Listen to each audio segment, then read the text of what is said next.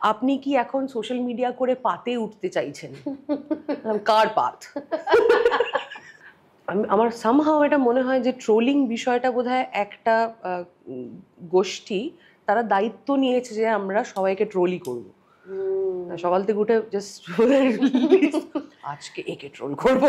না না, আমার মনে হয় যে ওদের মানে আগে আমার ইন্টারভিউ নিলাম ভাস্বতী, ও বলল যে রাগটা, অ্যাংজাইটিটা ওরা ওইভাবেই মিটিয়ে দেয় বোধহয়, যে ইন আ ওয়ে গুড। তাহলে এটাই ভাবতে হবে, এটা ভালো কথা, এটা একটা ভালো পার্সপেক্টিভ। খুব দুঃখ, রাগ, অ্যাংজাইটি, ওরা ওইখানে গিয়ে এত মানে জায়গা পাচ্ছে না, তো এক্সপ্রেশনটা ওখানেই দিয়ে দিচ্ছে। তাহলে ভালো। তাহলে যদি আমার কন্টেন্ট দেখে কারোর একটু হলেও ভালো হচ্ছে, এটা তো ভালো একটা ভালো পার্সপেক্টিভ। বাহ, থ্যাংক ইউ ভাস্বতী।